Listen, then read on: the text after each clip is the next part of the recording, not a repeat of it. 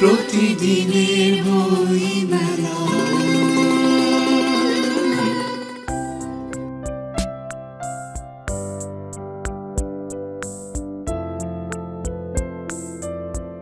বইমেলা হয়ে উঠেছে বাঙালি মনন ও উৎকর্ষের স্মারক। বইমেলার কথা ভাবলেই প্রাণে খুশির দোলা লাগে, উৎফুল্ল হয়ে ওঠে মন। বইমেলা আনন্দ, মিলন আর ভাব আদান প্রদানের এক গতিশীল স্টেশন। আর এই স্টেশন থেকে আমরাও প্রতিদিনের মতো নিয়ে এসেছি বাংলালিংক নিবেদিত প্রতিদিনের বইমেলা।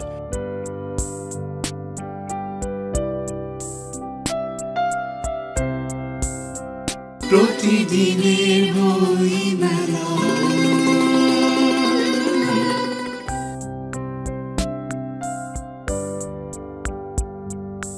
বইমেলার টানে প্রতি বছরই দেশে আসেন শিশু সাহিত্যিক মোয়াজ্জেম হোসেন আলমগীর। এবারও দেখা পেয়ে গেলাম তার সঙ্গে। জানালেন বইমেলা এবং তার লেখা বই সম্পর্কে। বইমেলায় মানে প্রাণের মেলা, মিলন মেলা। আমি এই বইমেলায় বিগত 25 বছর যাবৎ আসি। আমি 42 বছর সুইডেনে থাকি, প্রবাসী লেখক। তো প্রতি বছর বইমেলার সময় আমি আসি। আমি জানি আরও অনেক প্রবাসী লেখক বইমেলার সময় আসেন, যারা ঈদে আসেন না, পূজায় আসেন না, কিন্তু বইমেলার সময় আসেন। তেমনি আমিও আসি।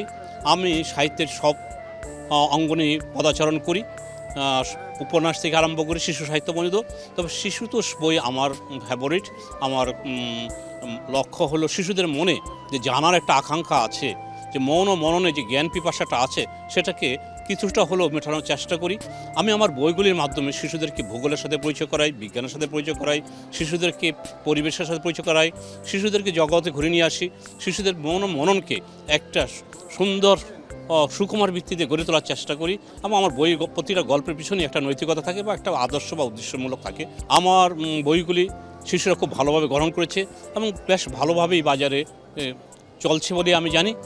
এবং আমার সবচেয়ে যে বইটা বাজারে সবচেয়ে বেশি শিশুদেরকে আকর্ষিত করতে পারছে এবং টেনে নিতে পারছে, সেটা হলো মজার মজার গল্প করি জীবন করি। এটা একটা সিরিজ বই। এটা 1 থেকে 10 পর্যন্ত আছে। আর আরেকটি বই আছে যেটা বলা হয় ভূতের সাথে এক রাত। যদিও এটা ভূতের গল্প, কিন্তু আসলে আমি এই গল্পগুলির মাধ্যমে শিশুদের মনে যে ভূতভীতি বা যে অদৃশ্য কোনো ভীতি আছে, সেটাকে দূর করার চেষ্টা করেছি। এই পর্যন্ত আমার প্রায় শতাধিক বই আছে শিশু সাহিত্যে, এবং উপন্যাস, গবেষণা অন্যান্য মিলে প্রায় 125টির মতো বই আছে, যেগুলি আমি আমার সৃষ্টিকর্ম মনে করি, যেগুলি আমার প্রত্যেকটি বই যেন আমার একটা সন্তানের মতো। প্রতিদিনের বইমেলা।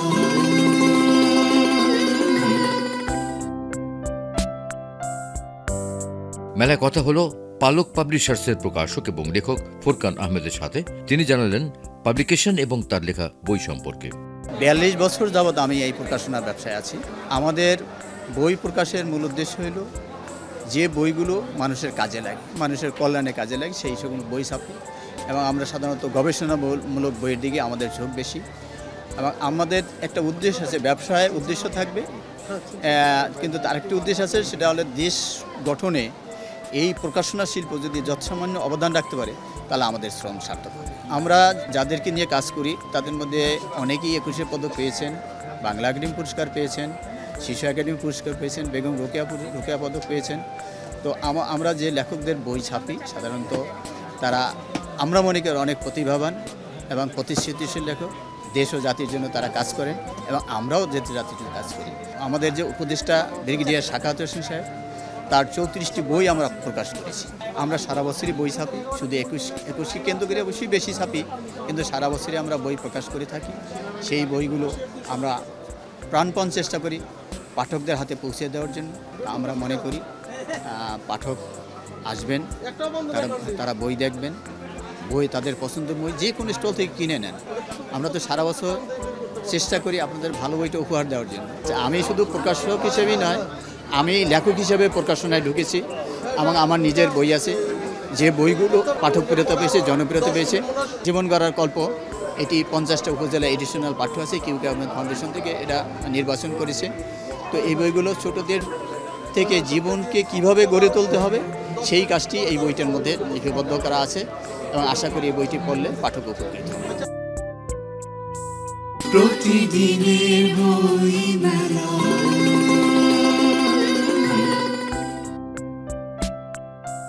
ইত্যাদি গ্রন্থ প্রকাশের সামনে দেখা হয়ে গেল নাট্যকার ফারজানা নাজ স্বর্ণপ্রভার সাথে। তিনি জানালেন তার লেখা নাটক রাঙাবাড়ি সম্পর্কে। রাঙাবালি আমার প্রথম মঞ্চনাটক, প্রথম প্রকাশিত গ্রন্থ। রাঙাবালি আমার এই নাটকের প্রধান নারী চরিত্রের নাম। এই নাটকটি মূলত রাঙাবালির জীবনের প্রেম, বিরহ, প্রাপ্তি, পূর্ণতা, অপূর্ণতার আখ্যান। এখানে চন্দ্র রাঙাবালির ছেলেবেলার খেলার সাথী এবং যখন সে পূর্ণ যুবতী সেই সময়ে প্রেমিক। এই বইটি পড়তে পড়তে কখনো কখনো পাঠকের মনে হতে পারে এই নাটকের প্রধান চরিত্র রাঙাবালি নাকি চন্দ্র, এই প্রশ্ন মনে আসতে পারে। আমি এখানে মূলত আমাদের যে প্রাচ্যের মহাভারতের মৎস্যগন্ধা নারী যোজনগন্ধা আছে এবং আমাদের যে মৎস্যকন্যার মিথ আছে প্রাচ্য এবং পাশ্চাত্যে, সেই মিথ থেকে অনুপ্রেরণা পেয়ে এখানে মানব প্রেমের সাথে মিথের একটা সংশ্লেষ ঘটানোর চেষ্টা করেছি। অমর একুশে বইমেলা 2025-এ 19 নম্বর প্যাভিলিয়নে ইত্যাদি গ্রন্থ প্রকাশের প্যাভিলিয়নে আসলে এই বইটি সংগ্রহ করতে পারবেন। প্রতিদিনের বইমেলা। মেলায় ঘুরতে ঘুরতে হঠাৎ দেখা হয়ে গেল শিশু সাহিত্যিক ইমরুল ইউসুফের সাথে। তিনি এবারে মেলায় তার নতুন বইগুলো নিয়ে কথা বললেন। অমর একুশে বইমেলায় আমার এ পর্যন্ত 2টি বই প্রকাশিত হয়েছে। একটি প্রকাশ করেছে কিডস কারাভান, বইটির নাম আপনারা দেখতে পাচ্ছেন, শিশুদের কত বই শত বই। এই বইটার মূল বিষয় হলো বিভিন্ন সময়ে আমি বিভিন্ন পত্রপত্রিকায় শিশুদের নিয়ে বিভিন্ন লেখকের বইয়ের আলোচনা করেছি। সেই আলোচনাগুলো যেখানে যেখানে ছাপা হয়েছিল সেগুলো এক জায়গায় করে মলাটবন্দি করা হয়েছে। এখানে 108 জন লেখকের বই এখানে স্থান পেয়েছে। এই বইটি প্রকাশ করেছে কিডস কারাভান। এবং আমার আরেকটি বই প্রকাশ করেছে পাঞ্জেরি। আমাদের যে ক্যাম্পাস জীবন একটা মানুষের, আমরা কোনো না কোনো জায়গায় পড়েছি, স্কুল, কলেজ, বিশ্ববিদ্যালয়, যেখানে হোক না কেন, আমাদের একটা পড়ালেখার একটা আলাদা স্বকীয়তা এবং আলাদা একটা জীবন রয়েছে। এই জীবনের যে ছোট ছোট যে ঘটনা, যে অভিজ্ঞতা, যে আমাদের বিভিন্ন ধরনের যে ঘটনাগুলো ঘটছে, সেইগুলো নিয়ে 125টি ছড়া এর মধ্যে রয়েছে। বইটির নাম ক্যাম্পাস অনুকাব্য।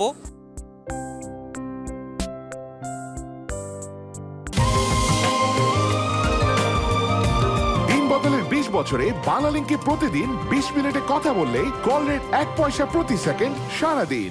প্রতিদিনের বইমেলা।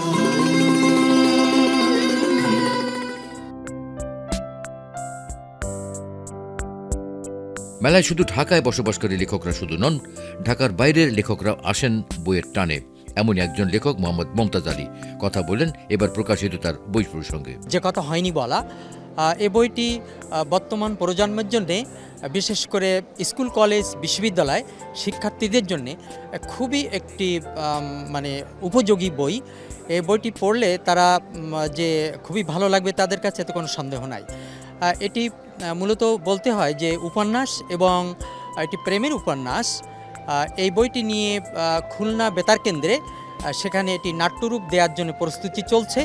হয়তো চলতি বছরের শেষের দিকেই এটি বাংলাদেশ বেতার খুলনা থেকে নাটক আকারে প্রকাশিত হবে। শুদ্ধ প্রকাশনীর বইটি প্রকাশ করেছে। প্রতিদিনের বইমেলা। মেলায় ঘুরতে ঘুরতে দেশ পাবলিকেশনসের সামনে দেখা হয়ে গেল তরুণ কবি চৈতি চক্রবর্তী কাব্যতীর্থের সঙ্গে। তিনি কথা বলেন তার লেখা প্রথম বই সম্পর্কে। অমর একুশে বইমেলা 2025-এ প্রকাশিত হয়েছে আমার প্রথম কাব্যগ্রন্থ অনুভূতির চিঠি। এটি প্রকাশ করেছে দেশ পাবলিকেশনস। আমি একজন বাংলা সাহিত্যের ছাত্রী এবং গবেষক, শিক্ষকতা করছি ব্র্যাক বিশ্ববিদ্যালয়ে। ছোটোবেলা থেকেই লেখালেখি করছি। এবার আমার এই বইয়ে যে বিষয়গুলো আছে কবিতার, সেখানে আছে নারী হিসাবে আমার যে বেড়ে ওঠা, কর্মের মধ্যে বেঁচে থাকার আকুলতা, বাবা মা, প্রিয় আরাধ্য প্রিয় মানুষ, তাদের নিয়ে কিছু সুখকর অনুভূতি এবং সর্বোপরি একজন সফল মানুষ হিসাবে নিজেকে প্রতিষ্ঠিত করার দীপ্ত বাসনা। আশা রাখছি বইটি আপনাদের ভালো লাগবে।